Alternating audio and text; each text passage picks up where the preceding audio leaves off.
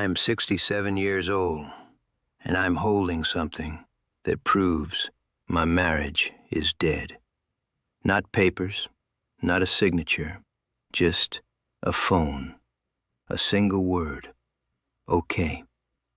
After 34 years, that was all she had left to say to me. Her name is still there, at the top of my screen.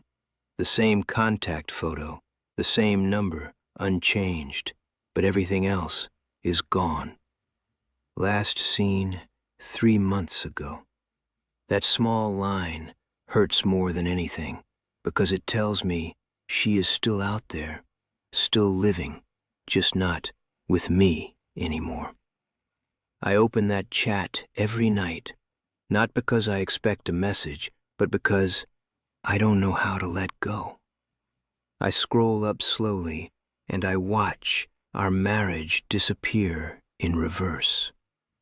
At the top, there are long messages, paragraphs, jokes, memories, plans.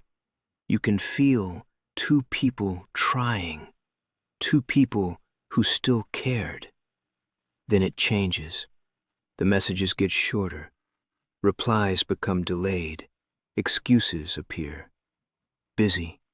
Later. Talk tonight. Then even those disappear. Sentences become fragments. Fragments become one word. Yeah. Fine. Okay. And then nothing. No typing bubbles. No missed calls. Just silence that stretches forever. If you're watching this, I want you to stop for a second. Take your phone, yes, right now. Open the chat of the person you love most. Look at the last message. Read it slowly. Then look at your reply. Really look at it.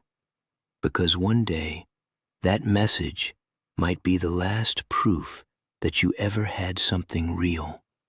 And when it becomes the last, you don't get to change it. Back when we were in our 30s, I thought we had everything figured out.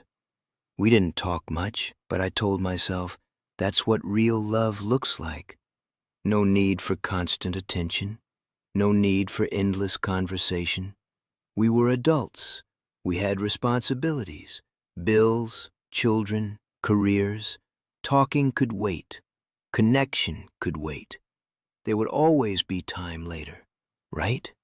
I remember our kitchen table, cluttered. Coffee cups, letters, phones. Always phones. She would sit across from me, scrolling. I would sit across from her, scrolling. Two people in the same room, living in completely different worlds. An hour would pass without a single real sentence, and I thought, this is comfort. This is stability. I even felt proud, like we had reached some higher level of love, where silence meant security. But silence was never security. It was distance, growing quietly. She used to try. She would tell me small things, things that didn't matter but actually mattered the most. A rude cashier, a strange cloud, a memory from years ago. She wasn't sharing information, she was sharing herself. And I ignored it. I gave her sounds, not answers. Mm-hmm. Yeah, that's nice. Without eye contact, without presence, without care. And every time I did that, I was teaching her something, that she wasn't worth my full attention. We never fought, and I thought that meant we were strong. No arguments, no drama, just peace. But it wasn't peace. It was absence. Two people who stopped trying and called it comfort. I was proud of something that was quietly destroying us. Then came a Tuesday, not special, not important, just ordinary. And that's why it matters, because relationships don't break on special days. They break on ordinary ones. I was sitting on the couch, watching something meaningless. The light was coming through the window, soft, orange, peaceful. There was a drink next to me, getting warm, because I wasn't even paying attention to that. Then I heard the door, her keys, her footsteps, different, faster, full of something. I didn't even bother to notice. She walked in, holding her purse with both hands. I remember that detail. It never left me. She stood there, waiting, and then she said, "I got the promotion." 3 words, full of hope, pride, excitement, and I didn't even look at her. I said, "That's great." Flat, cold, like she told me the weather was nice.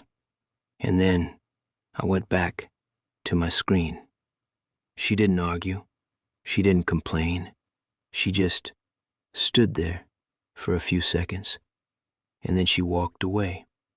Slow this time, heavy, like something inside her had just broken, and I didn't notice. That night, I opened our chat. She had texted me that morning. "Presentation today. Wish me luck." I never replied. 16 hours. 16 hours of silence. I could have written 2 words. That's it. 2 words. And maybe everything would be different. But I didn't. She was lying next to me, awake. I could feel it. I almost spoke. "I'm proud of you. I'm sorry. I see you." But I didn't. I chose tomorrow. And tomorrow never came. That silence felt different. Not empty, but final. That was the night I lost her. Not physically, but completely. She still lives here. Upstairs, in a room that used to be temporary. Now it's permanent. We share walls, but nothing else. No conversations, no laughter, just distance inside the same house. Now every night I sit alone with this phone. I open that chat. I stare at the emptiness. Sometimes I type, "How are you?" Delete. "I miss you." Delete. It feels wrong now, too late, like trying to fix something that already died. So listen to me. You think this won't happen to you. You think silence means comfort. You are wrong. Right now, someone is trying to reach you, and you are not really there. Put the phone down. Look at them. Listen. Really listen. Because love doesn't die loudly. It dies quietly. And one day, you'll open your phone, and the only thing left will be one word. Okay.